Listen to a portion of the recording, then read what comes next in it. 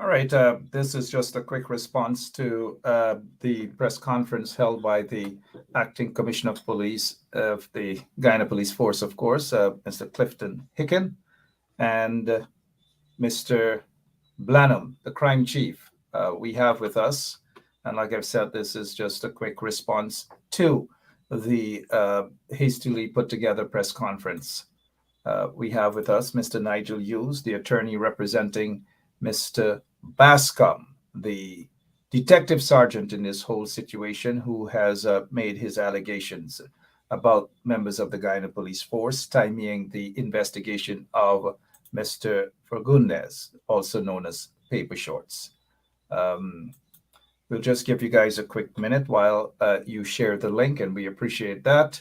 Also, let me just we had a mix up with the schedule. I know some other brothers are doing their thing on their show. And so I just wish to apologize to them publicly. But we just decided to go ahead with this few minutes of Mr. Nigel Hughes on with us. So we'll just go right ahead and start. Mr. Hughes, good evening. How are you, sir? Good evening, Mark. How are you? Quite well, thank you. And thank you so much for taking a few minutes out of your busy schedule to be on with us to respond to this hastily put together press conference by the acting top cop and the crime chief.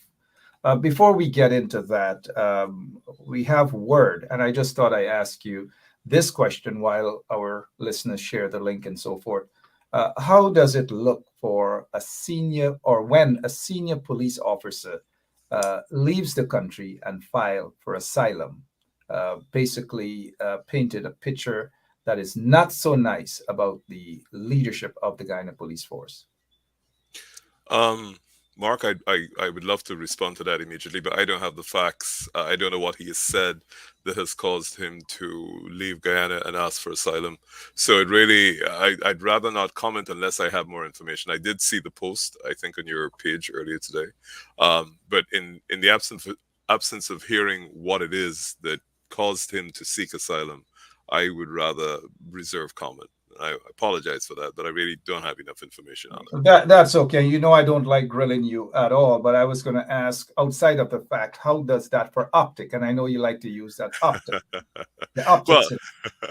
no, the optics when any citizen has to flee their home and seek asylum in a foreign country is never good. It is never good. It indicates essentially that either there's a breakdown of the rule of law, or that they're being specially persecuted, that they don't believe that they can have a fair hearing, fair trial, or more importantly, that their life can be preserved. So that, I think, is the general position when people seek asylum. So I certainly, as a generalization, would say that it never looks good if people seek asylum, because it's for one of those reasons. It could be Absolutely. many others. Good. Thank you so much, sir. 52 minutes after 7 o'clock, let's get straight down to business. You wrote a letter to Mr. Irfan Ali requesting protection for Mr. Bascom and also calling on an independent probe. I saw your post earlier where there was a mix-up as to whether Mr. Irfan Ali saw the letter or not. You have since, clarified that. No, the Give us a mix-up was brief. in my sorry. The Yes. mix-up was in mine, Mark. There was Yeah. a publication that said that he had not seen the letter or not received the letter. So When I where are saw we? that, Where are we as of now concerning what you wrote to him? well, like in the post I indicated, I received a call from the office of the president in which they indicated they never said they had not received the letter. So effectively, they've confirmed that they're in receipt of the letter. What they said is the president said he had not yet been able. He personally had not yet been able to look at the letter. I think that's where we are at the moment. So it's in the office of the president. And it is Uh, almost 48 hours since that letter was sent, as a matter yeah. of grave concern. This is something where senior members of the Guyana Police Force are being accused of cover up, of murder, or so forth and so on. And Mr. Irfan Ali has not yet seen it up until that point. Uh, for me, that's kind of strange because that's a very important matter. It's all over the media that you would want to take a look at that. But Mr. Ali did say that he has no problem with protection of Mr. Bascom, but he will have to look at some other things within the protection or something to do with that particular law. Do you find that to be strange that he has to look at something, and what exactly is he looking for? Well, it would be presumptuous for me to assume what the president would be looking for. I just think that given the grave circumstances and every second literally counts, that he hasn't yet been able to address this. Because the last thing we want, Mark, is sometime between now and the weekend, we no longer have Mr. Bascom with us. I think that would be an awful, awful situation. And that's why from my side of the pond, it's urgent. Absolutely. It is urgent indeed. Lots of Guyanese do believe that it is urgent and something that Mr. Irfan should have taken a look at it almost immediately. Well, he's currently out of the country, and in doing so, he had a brief meeting with the commissioner, acting commissioner of police, Mr. Hicken, and one suspects then that he may have directed Mr. Hicken to hold a press conference as quickly as possible. Just prior to that press conference, we also saw the businessman that is a suspect in this murder, a suspect because of the security guard who works with him as well, has also issued a statement basically alleging that Mr. Bascom works for some other gold dealer, which is totally irrelevant to the case. But I don't want to bore you with that. Let's go straight into that press conference with Mr. Hicken, talking about Mr. Bascom and so forth and so on. What is your take on the press conference, sir? Okay, Mark, permit me to start by saying let's not lose focus here. The focus of this is really the fact that Mr. Fagundes was gunned down, shot 21 times outside of the Palm Court, close to the residence of the president, over a year and several months ago, and that the crime has not yet been solved. Let's just start with that, because I think we keep getting distracted with all the other drama. Available to the police would have been the technology, the cameras, the tracking devices, etc. And I don't know if you'll allow me maybe just a minute and a half to deal with the technology behind tracking movements. Mark, you will recall about 18 to 20 years ago, in the middle of the crime wave, two pieces of equipment were brought into this country by the government then.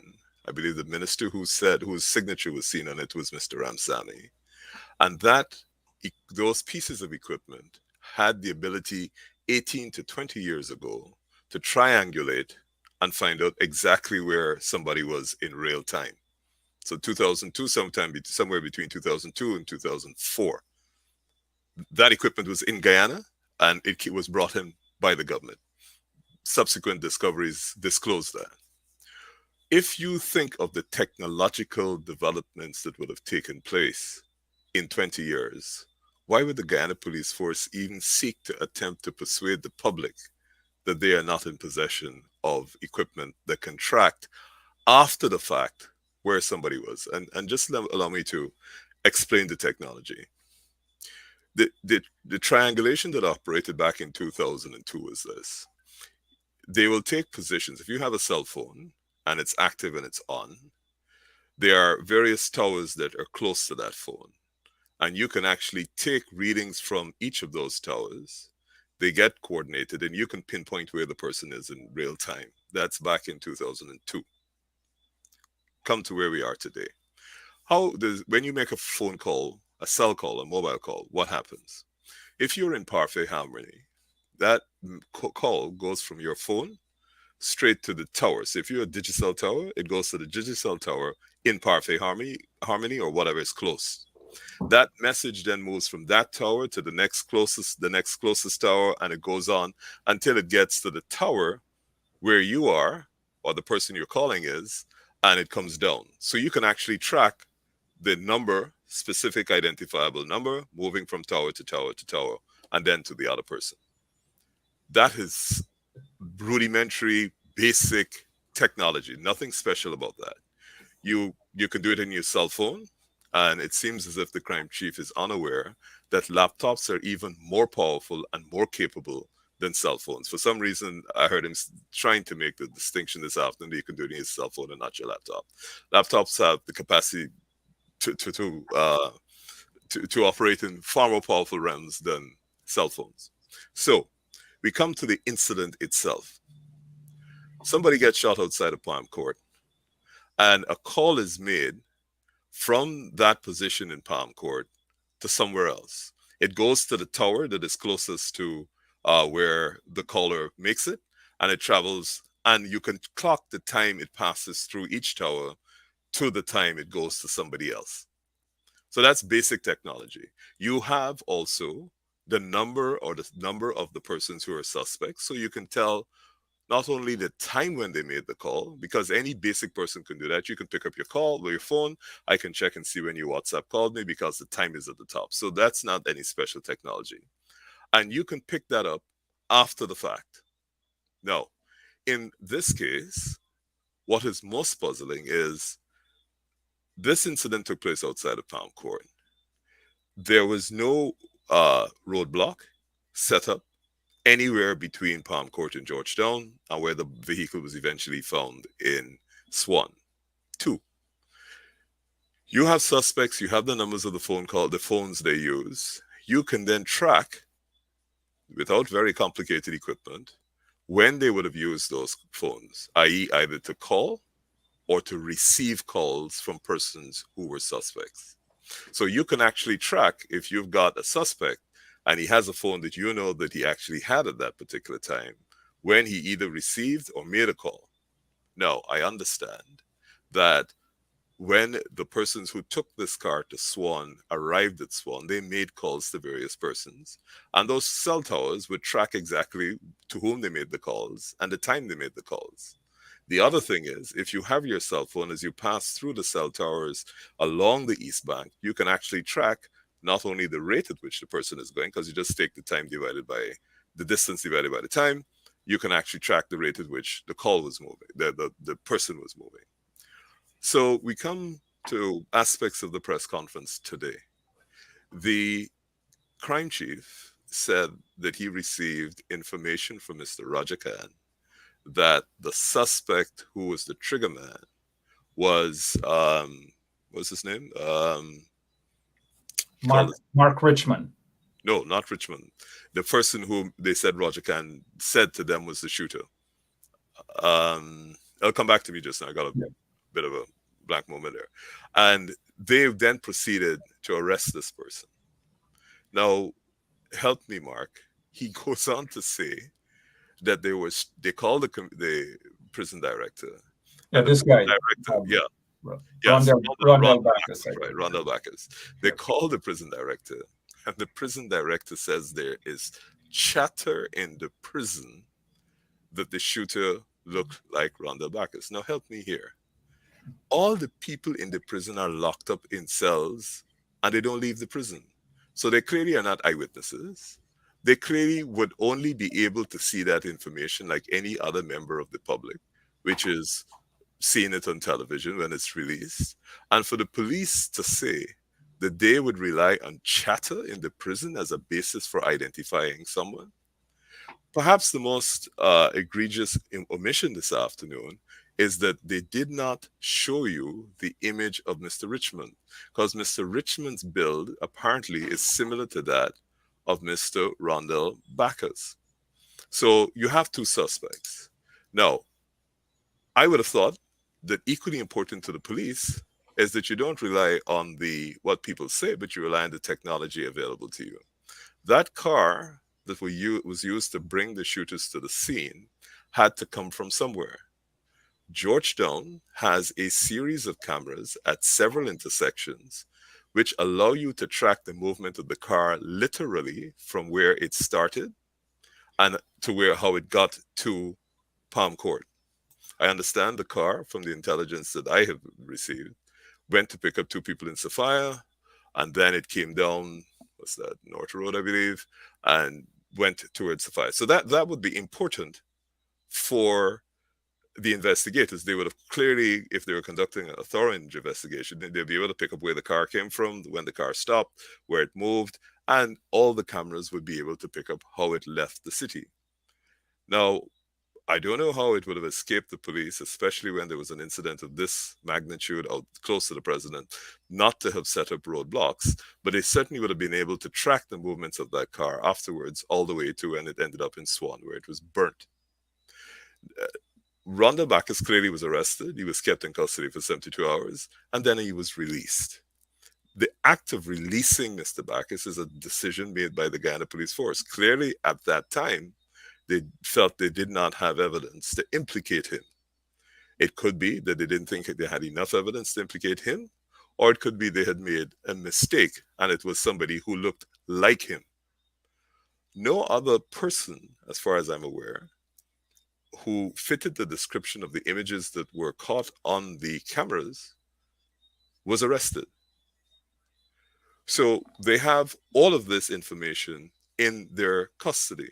Assuming the source that provided it to them, Mr. Khan, turned out not to be credible, then I would have thought they had the capacity to be able to investigate this.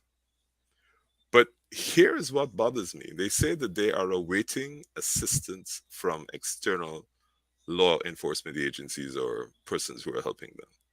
Mark, I can't imagine what assistance they're waiting on. There is no dispute about how this man died. So you can't be waiting on an external pathologist to tell you, well, the bullet came from 38 degrees 2 seconds to the west, so the shooter had to be like Kennedy somewhere in the tower. This man was shot, killed, murdered, and left on the pavement by weapons they are familiar with. AK-47 and a 9mm. So you don't need forensics to tell you how the man died or the weaponry that was used to kill him.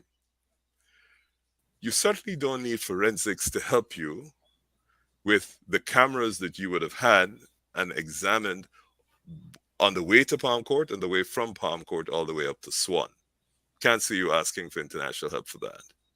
You cannot be waiting for international help for whether it's biological material that was left at the scene, whether they think they found sweat, blood, whatever that might have incriminated someone. Couldn't be waiting for that. And I am unaware of any credible foreign international agency that after a year and a half almost would not be able to provide you with scientific information that you have requested. Let us not lose focus that this crime remains unsolved and we are being distracted by whether Bacchus is lying, Bacchus isn't lying. All those issues can be determined by an independent investigation. Now, if your Guyana Police Force cannot possibly solve a crime that has as many clues and as much evidence as this crime has left behind after a year plus, and there was no press conference held. The press conference today was not held to explain that they're about to solve the crime, and therefore just give us another 2 days. We're about to solve the crime that leads to the shooting of Mr. Ricardo Fagundes. The press conference was held today to attack one of their own, a serving member of the Guyana Police Force, by saying to him, "Oh, you're lying. We're going to bring action because you cursed in the video."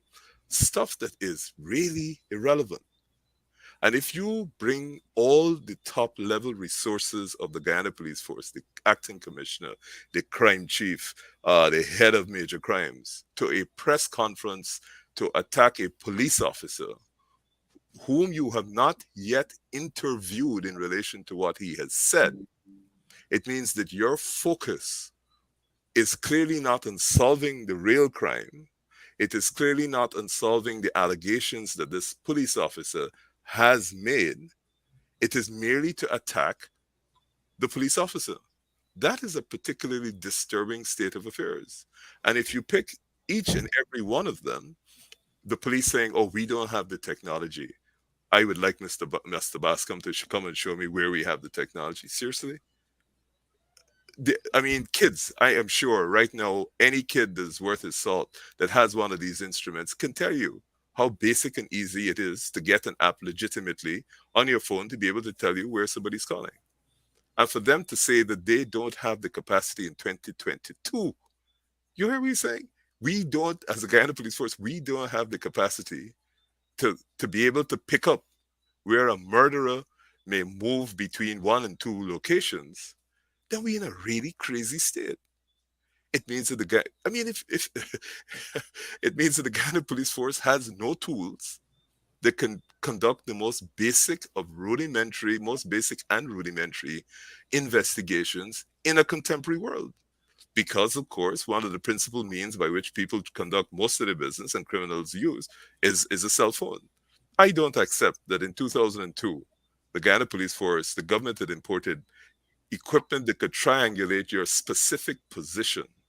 And 20 years later, they're saying to us that we must believe that they don't even have the capacity to go to a location with the appropriate technology, a laptop, which is basic, and pick up when number 666333 traversed this tower and where did the call go.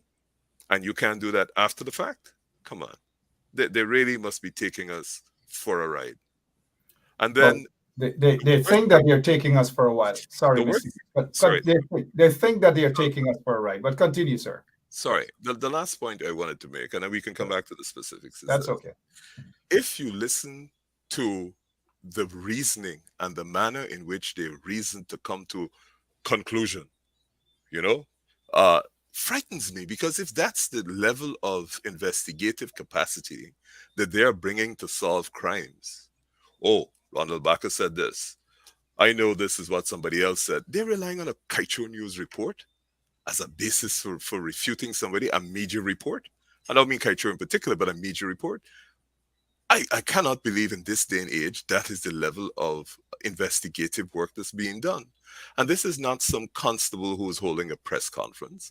This is the commissioner of police with his crime chief and the head of major crimes coming to say, oh, we don't have the equipment. We can't track this. We can't do that. So, in other words, this is an admission that they are unable to solve this crime.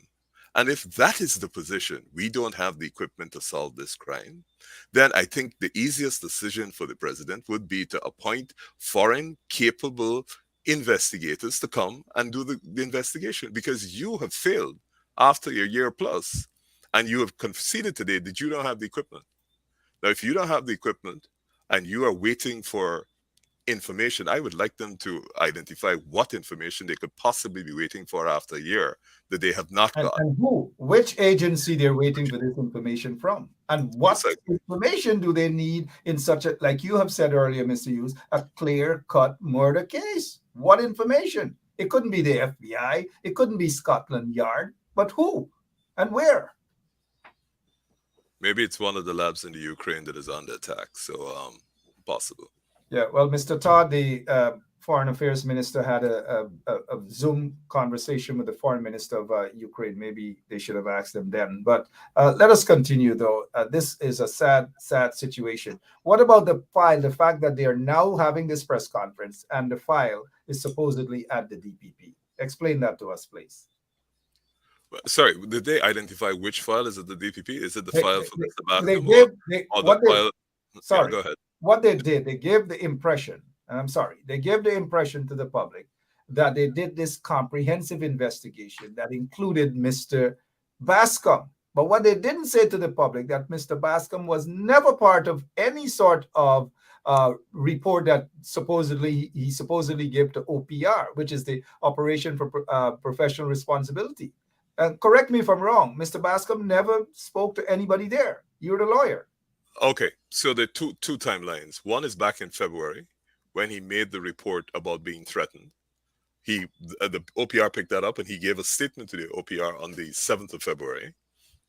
The second is after he made these public disclosures on Thursday and Saturday last week, I personally, after the police refused to take the medical at the Enmore outpost, I personally emailed the commissioner of police and attached the medical report and said to him, "Dear Commissioner, I represent Mr. Bascom.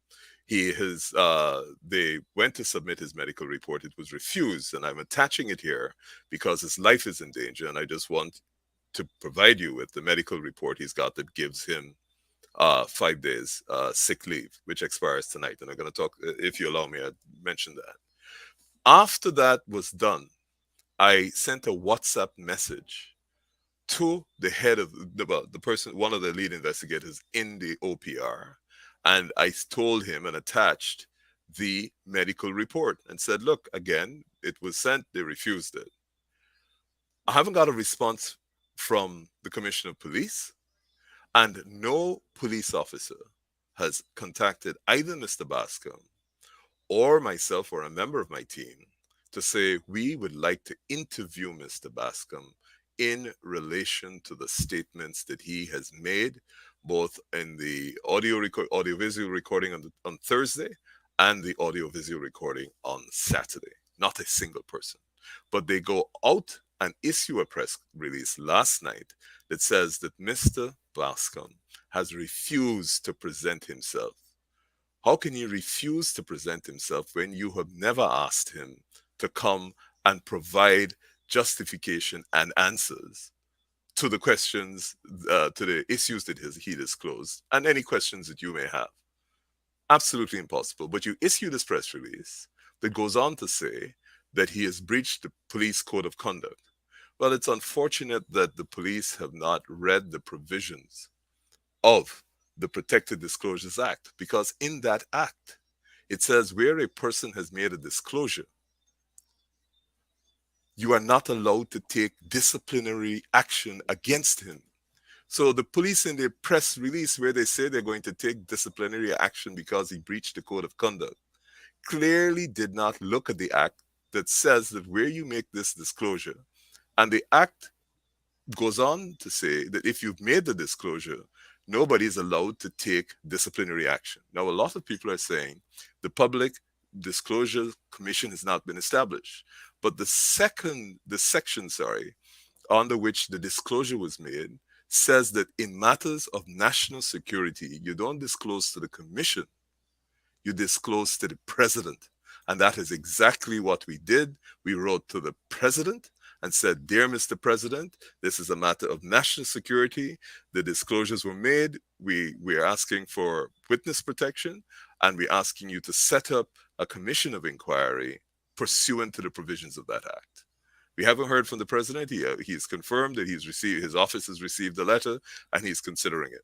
So today, we wrote to the Commissioner of Police and said to him that, dear Commissioner, in reference to your press release, please note that the Act says that notwithstanding any other law, rule, or regulation, where a person makes a disclosure, you are not allowed to take sanctions against them. So even if there's another law that allows you to do that, the Protected Disclosures Act says you're not allowed to take action. We further wrote to him in a separate email this afternoon and said to him, the medical leave of Mr. Bascom comes to an end today. We are completely paranoid about his safety and security. We believe his life is in danger. And while we are awaiting the response from the president in relation to his application for witness protection and the establishment of the Commission of Inquiry, we are asking that you allow him to remain on special leave or put him on special leave because his life is in danger. You want Mr. Bascom to travel to Anna Regina and either get assaulted on the boat, get assaulted on the way to Parika, get assaulted on the way to Supanam, and then we are talking about his requiem?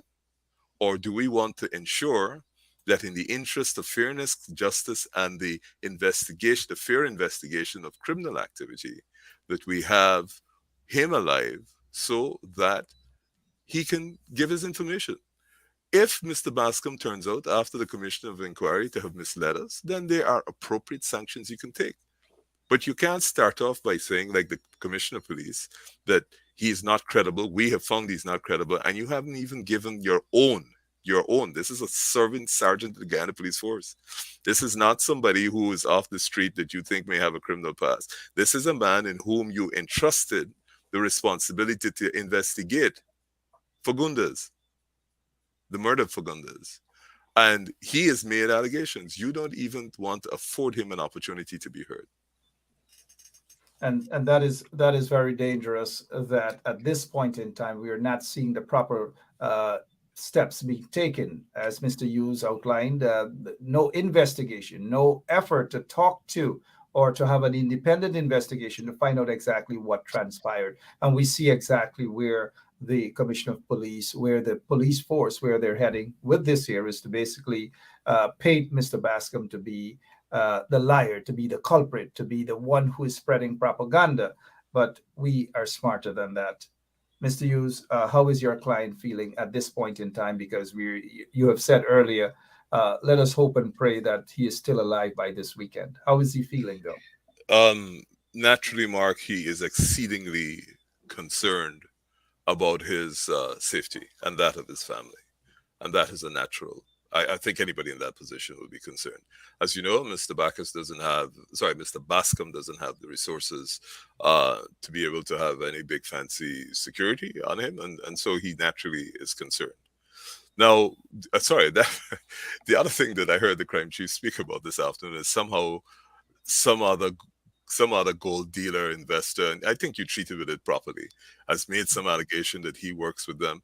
What has this got to do with whether or not the allegations that he has made, the disclosures that he has given, are credible and implicate the people who they clearly implicate?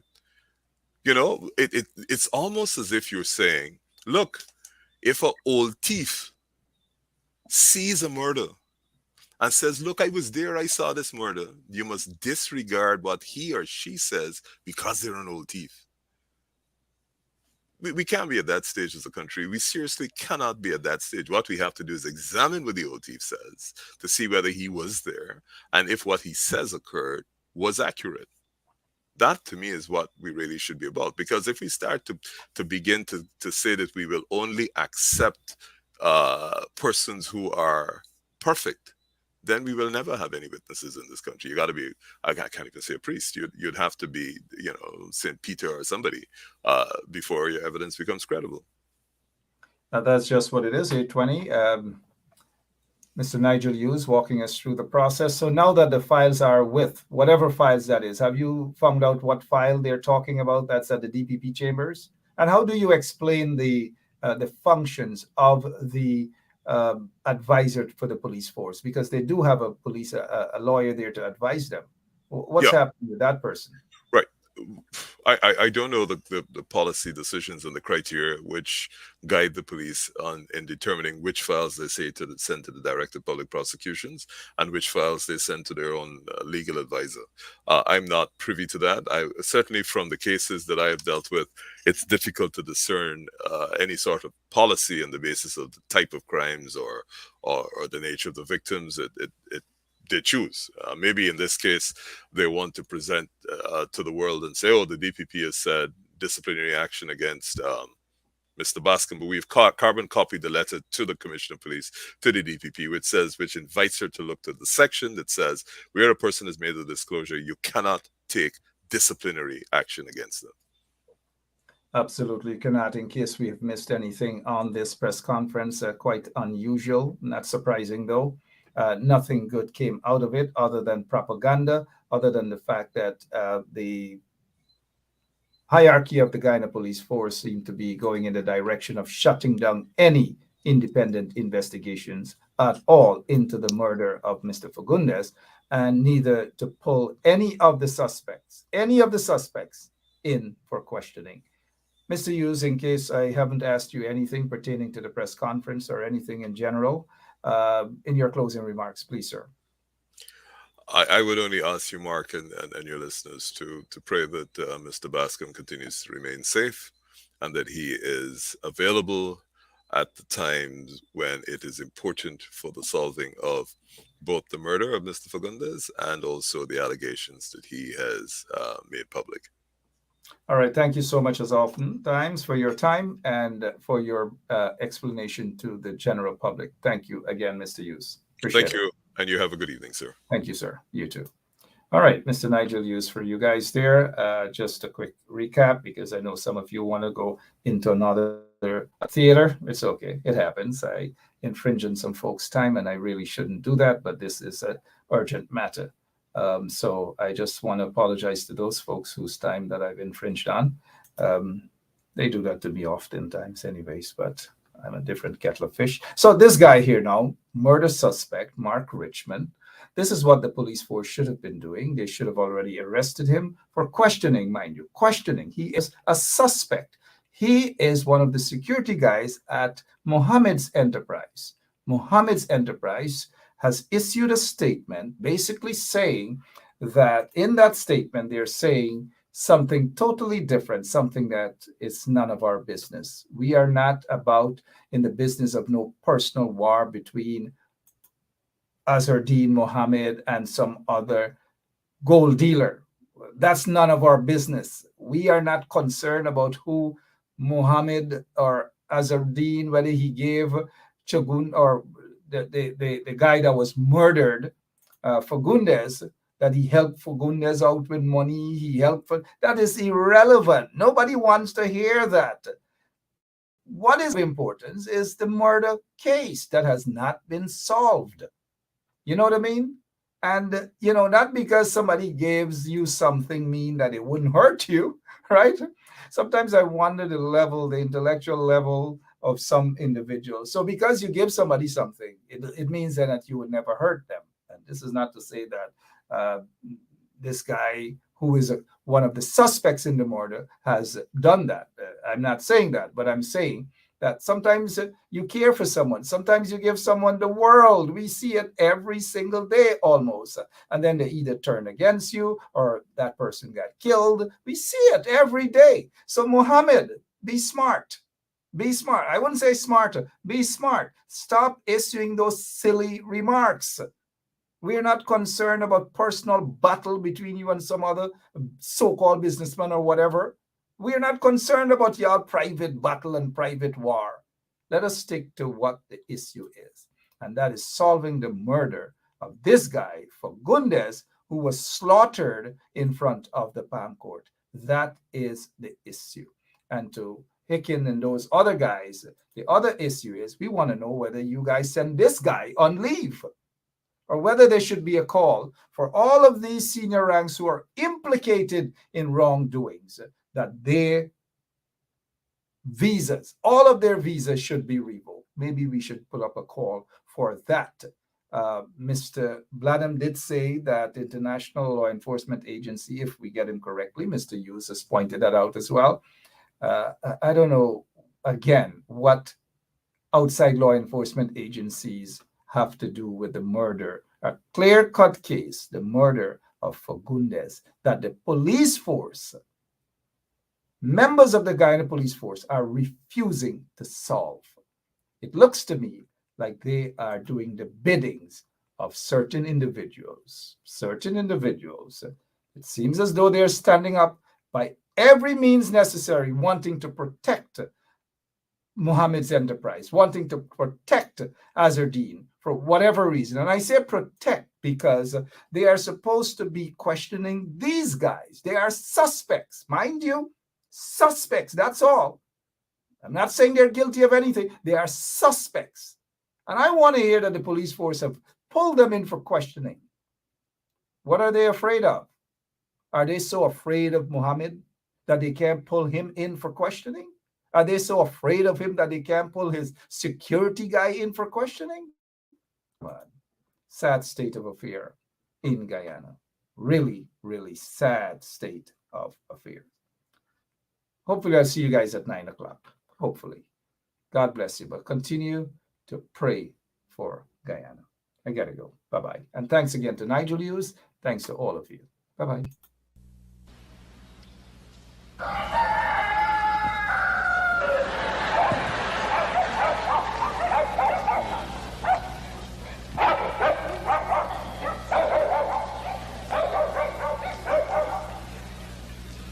Hello, this is attorney Shellen Washington, owner and founder of the Washington Law Firm, located at 455 Utica Avenue in Brooklyn, New York.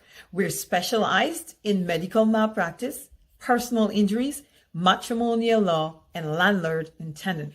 If you're in need of legal representation, please give us a call today. The number to call is 718-877-3100. Consultation is free at no cost to you. So call us today to see if we can be of any assistance to your legal needs. Again, the phone number to call us is 718-877-3100.